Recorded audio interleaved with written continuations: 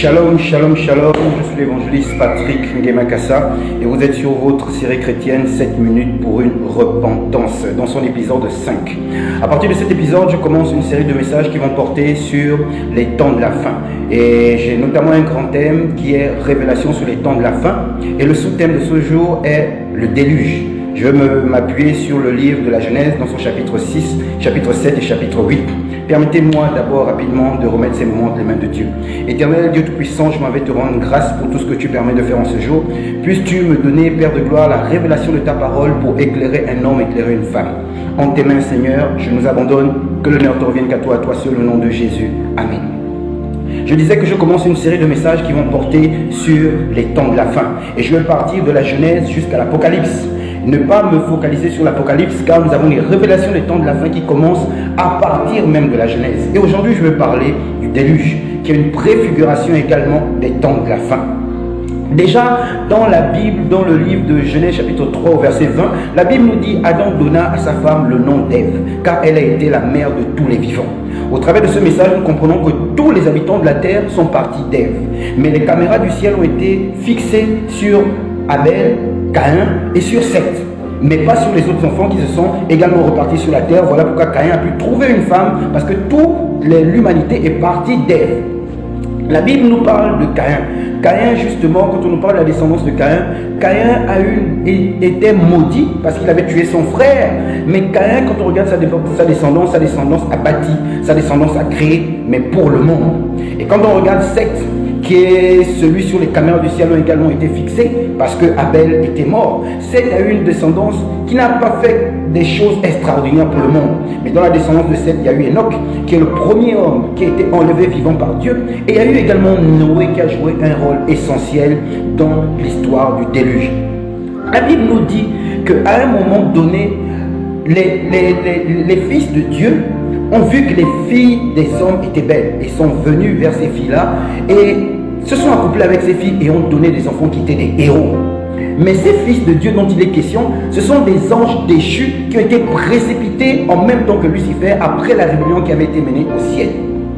Ils ont donné des enfants avec des filles des hommes qui étaient les héros de l'époque. Mais à cause du fait que c'était des anges déchus, il y a eu une semence démoniaque qui a été mise au travers ou au-dedans de ces femmes avec qui ils sont allés. Et ces enfants avaient une semence démoniaque.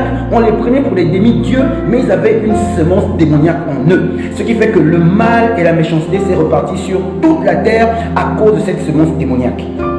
Et la Bible nous dit que le Seigneur, en voyant cette méchanceté, en voyant ce mal, il s'est repenti d'avoir créé toute la terre à cause du péché de l'homme. Et Dieu a décidé de tout détruire par le déluge. Il fallait effacer le péché au travers du déluge. Mais un homme a trouvé grâce. Cet homme s'appelle Noé. Noé était l'homme le plus intègre de sa génération, mais il a tout de même trouvé grâce. Et Dieu a demandé à Noé de bâtir une arche. Noé, en bâtissant l'arche, il a parlé à sa famille. Il a parlé aux hommes de son époque, mais personne n'écoutait Noé, tout le monde se riait de lui. Même ses parents, en dehors de sa femme, ses 3 fils et les femmes de ses 3 fils, donc ils étaient 8, qui ont travaillé pour l'arche. Ils étaient 7 donc qui ont cru en Noé, qui ont cru à son message, qui sont accrochés à lui et qui, malgré que les hommes pensaient que Noé était fou, mais eux sont restés attachés à Noé. Mais quand Noé a attiré l'attention de tout le monde, même ses parents pensaient que c'était un blagueur.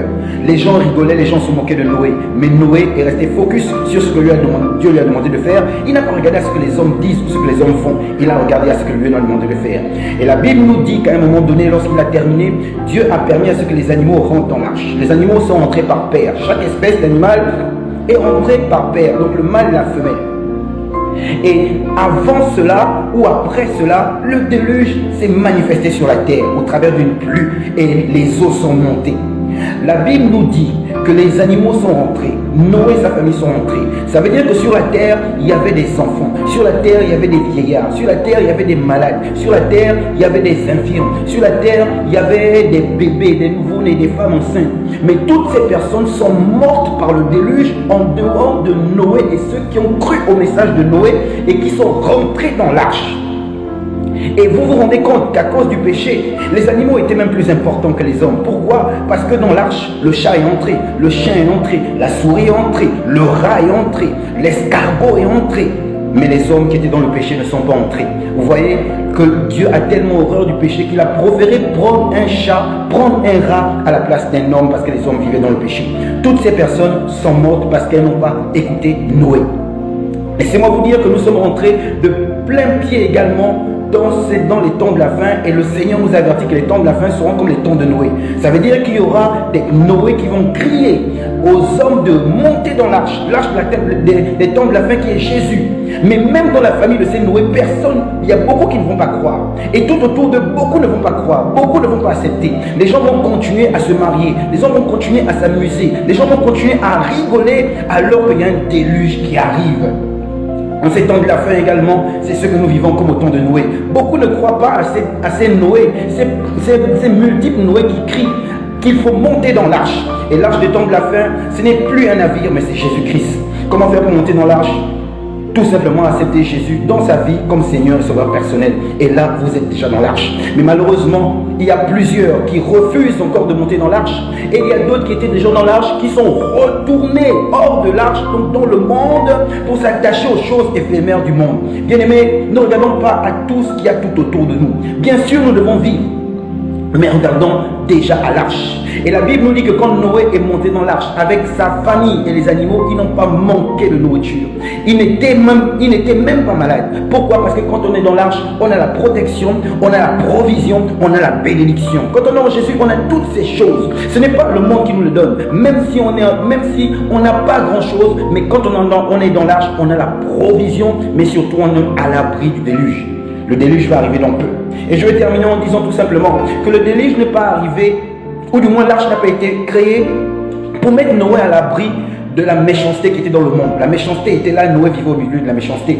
Mais l'arche a été créée pour mettre Noé à l'abri de la sanction de Dieu qui devait être manifestée par le déluge.